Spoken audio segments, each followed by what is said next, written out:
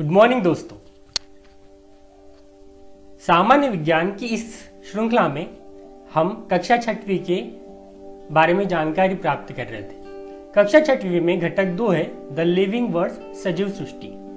इस the living world सजीव सृष्टि के हम भाग 1 और भाग 2 में सजीवों के कुछ लक्षणों की जानकारी प्राप्त की है। इस भाग में भाग 3 में हम सजीवों के अन्य लक्षण कौन कौन से हैं, प्रजनन, पुनरुत्पादन, निश्चित जीवन काल तथा कोशिकीय रचना, यह किस प्रकार से सजीवों के लक्षण हो सकते हैं, इसके बारे में जानकारी होगी।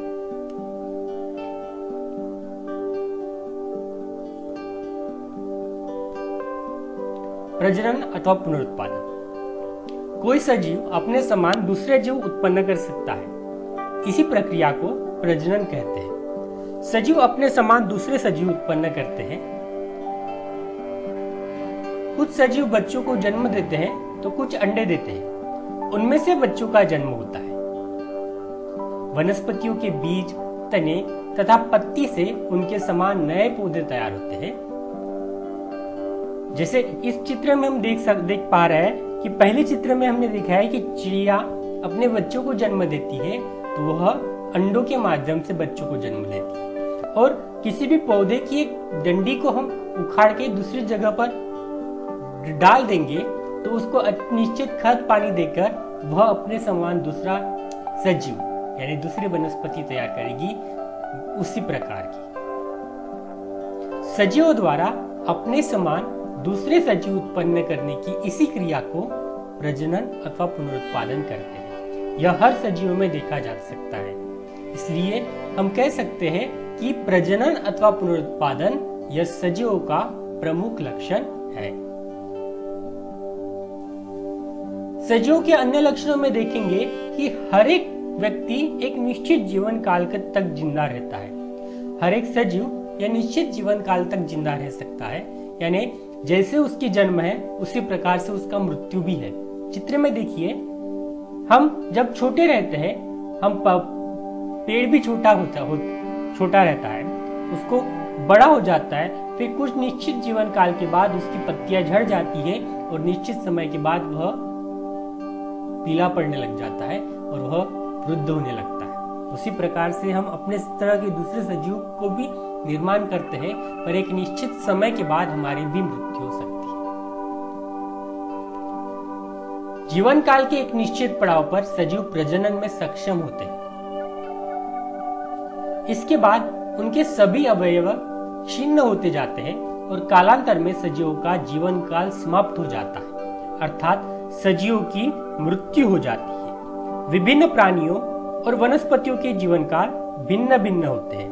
उदाहरण के तौर पर देखेंगे तो कुत्ते का जीवन काल सामान्य रूप से 12 से 18 वर्ष तक होता है, जबकि शुतुरमुर्ग पक्षी का जीवन काल लगभग 50 वर्ष जीवित रहता है। सजीव निश्चित समय से कैसे है, यह कैसे तैयार हुए, किससे तैयार हुए, इस प्रकार के हम प्रश्न हमारे मन में आते हैं। तो यही आधार पर हम कह सकते हैं कि निश्चित जीवन काल सजीवों का एक लक्षण है।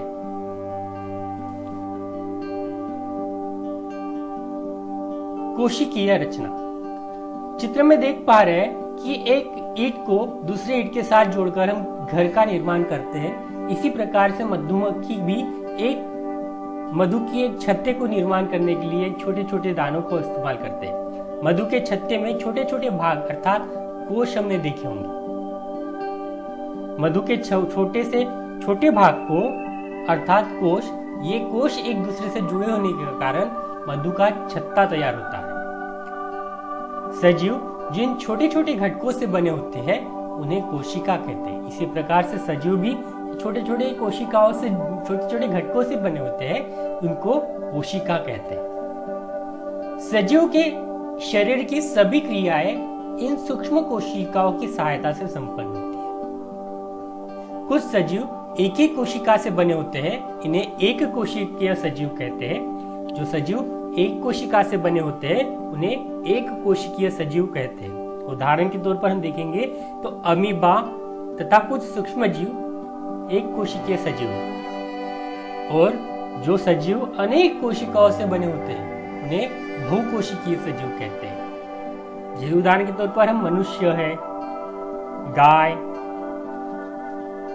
चूहा, तिलचट्टा, हाथी, बरगद का वृक्ष, प्याज का पौधा, यह बहुकोशिकीय सजीव है। सजीव एक कोशिकीय हो या बहुकोशिकीय हो, सजीवों के सभी लक्षण प्रत्येक कोशिका में दिखाई देते हैं। कोशिकाओं की संख्या भिन्न भिन्न होने पर भी कोशिकीय रचना यह सजीवों का प्रमुख लक्षण है।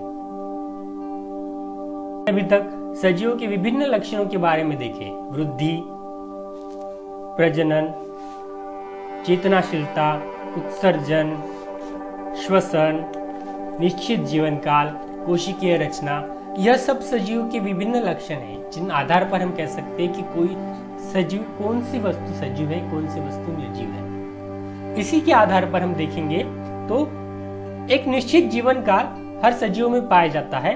तो दक्षिण अमेरिका के समीप स्थित गैलापागोस द्वीप पर पाया जाने वाला विशाल कछुआ, उसका जीवन काल है लगभग 170 वर्ष होता है। तो मे फ्लाई नाम का एक कीटक है, उसका जीवन काल 1 घंटे से 24 घंटे तक ही होता है। यानी हम इस तरह से विभिन्नता देख पाते हैं कि एक 170 साल तक जीवित रह सकता है एक सजीव, तो एक घंटे तक या 24 घंटे तक ही जीवित रह सकता है। इसी आधार पर एक निश्चित जीवन काल की दिशा में हर सजीव चलता रहता है। यही जानकारी भारत के विभिन्न भागों की वनस्पतियां और प्राणियों के सर्वेक्षण संबंधी जानकारी हम भारतीय वनस्पति संरक्षण संस्थान, जो 1890 में स्थापित हुई, यह जानकारी रखती है।